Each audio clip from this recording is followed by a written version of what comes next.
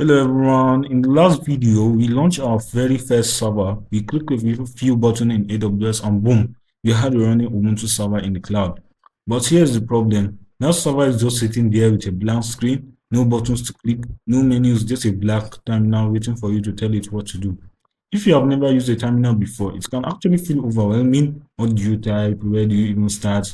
So don't worry, I'm going to walk you through step by step. By the end of this video, you understand how to navigate your server, create files and folder, and actually use that terminal like you know what you are doing. So let's get started. First of all, we are going to click here. After clicking here, you are going to press instance states. After clicking instance state, you are going to type start instance. Then you are going to wait like 20 seconds. After it's going to show running.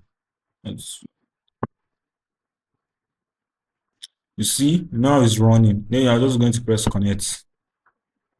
So there are four types of ways to connect through our Ubuntu server. We have the EC2 Instant Connect, we have the section manager, we have the SSH client, and we have the EC2 serial console. The EC2 Instant Connect is actually mostly for beginners. This section and SSH client is for professionals. For now, I'm going to show you how to connect through EC2 Instant Connect. So you are just going to scroll down. After scrolling down, you are just going to press connect. But in the nearest future, I'm going to show you how to connect through your section manager, your EC. Now that we have connected to our server, you see something like this: Ubuntu IP 172.122, this and this at dollar. So this Ubuntu, this is actually your username. You're logged in as the user Ubuntu. So I'm currently right now logged in as the user Ubuntu. Why the IP address? This is your server name, usually the IP address or host name. Why this symbol right here stands for your home directory. Think of it like your personal folder where all your stuff lives. So this dollar is actually a prompt. It's like waiting for you to type a command and press enter. So think of the terminal like testing with your server. You send it messages, command, and it tests back with results. Now you might be wondering, why can't I just click around like on my laptop? So I'm going to tell you reasons why you can't click around on your servers. First reason is actually it saves a lot of resources. All the power goes through running your application, not drawing pretty windows. Second is actually faster. Once you learn the commands, typing is way faster than clicking through menus. Second of all is, and third of all is actually it's actually good for automating. You can write script to do repetitive tasks automatically. Now let's forget about the tutorial. Let's start with the work. So the first thing, I mean the absolute first thing you do in any Ubuntu server is update the system. To update an Ubuntu server system, you have to type sudo apt updates. Sudo apt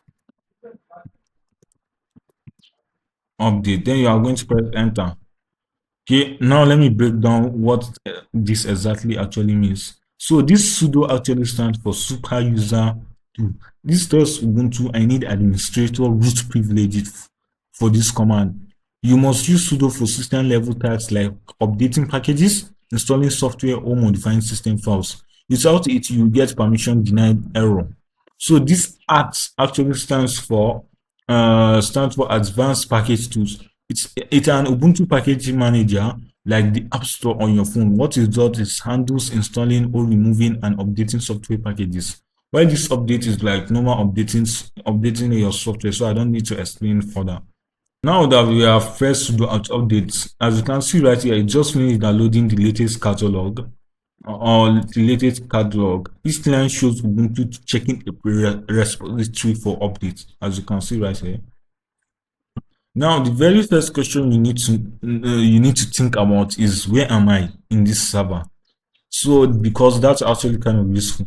To check where you are in your server, you need to use this command pwd. Now I typed pwd and it's showing me this output. Currently right now I'm in my home/ubuntu. So I'm in my home/ubuntu. So pwd stands for print working directory, and pwd it actually helps in telling you where you are, because sometimes we actually get lost while coding. So with the use of pwd you can know where you are. Now this command that I'm going to show you actually shows you all the files and folders in your current location. So I'm going to type lx, then as you can see right now, I have one folder. That is my first. So this ls actually stands for list, and it's ls is usually used for telling you the amount of folder or file you have in your in your server. And now there's another type of command to use that actually shows you where you are, your the amount of file and folder, and actually a long format, and it actually shows more information than this. The command is ls minus l. Now you can see it's showing me the command. This drwsr. So most of you might be thinking, what is the meaning of this? So I'll explain it in the next video, in my next video, because I'm just going to show you mostly simple Linux command that you are going to use. So I'm just going to. The next command is lx. This command actually shows you all the hidden files you had. You have lxl minus la, then press enter. You can see right here, it's showing me all the hidden files that I have.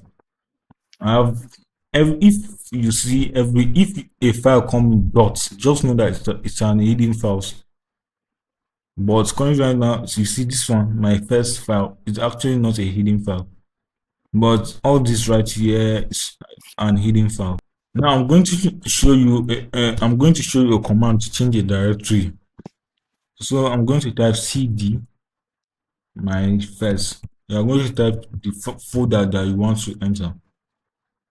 My first, then enter. Now look at my prompt. Before it was Ubuntu IP 172, then this then dollar. Well, now it has changed to Ubuntu IP 172.31 to my first. That means that I'm currently in my first folder. So now let's confirm it with pwd. Let me confirm it with pwd. As you can see right here, home Ubuntu my first. Before it was home Ubuntu, now it's turned to home Ubuntu and slash my first. Now I'm going to show you a prompt command on how to go back to the home slash Ubuntu. cd then dot. This actually helps in going back to your previous folder that you have. As you can see right here, it's showing me this. I'm back. Now I'm going to show you command to use for creating folders. So the command to use for creating folders is mkdir. Then you are going to name your folder. I'm going to name my own folder practice, but you are going to have to give space. Practice.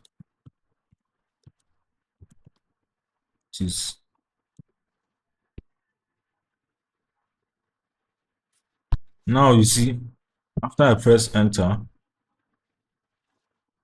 the moment I press enter, it shows me nothing. But let me try lx minus l minus l.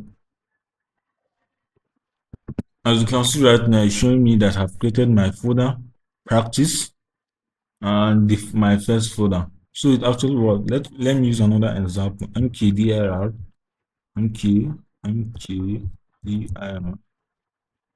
then websites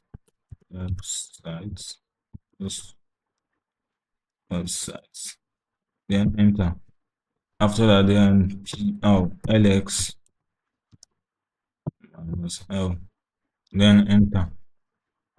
As you can see, I have three folders that I just two folders that I just created, and you can actually create multiple folders at one by mkdir folder 1,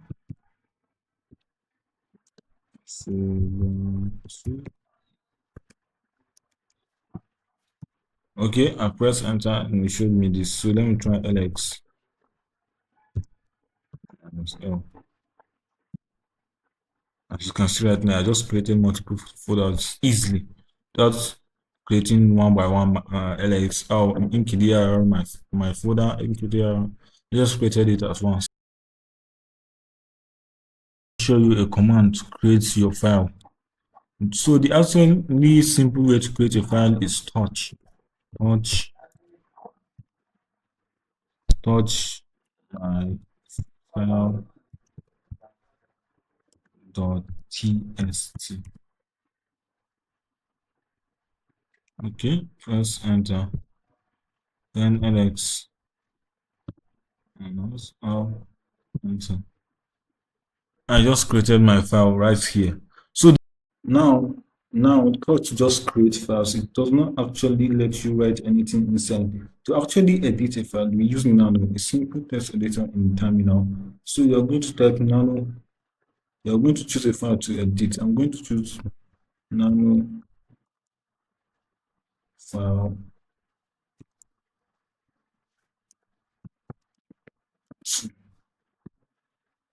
Okay. Then you press enter. After pressing enter, it will take you to this page. So I'm going to type my flex lino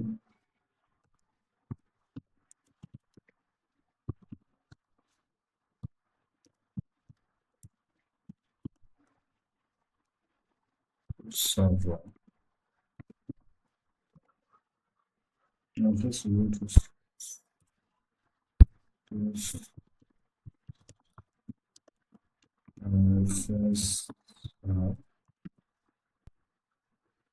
Linux is starting to make sense.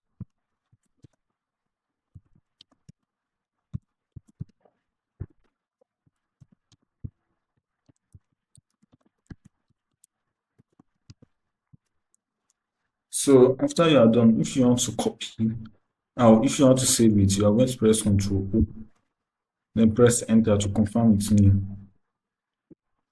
Then you are going to press Ctrl X to exit. So now that we have created our file and we have created our folder and we know how to open our file and folder. So in the next video, I'm going to teach you how to create Ubuntu servers. I'm going to teach you how to move and how to copy your file and how to use this DRWSL. So don't forget to touch that subscribe button below so that you can see me in the next video. Have a nice day.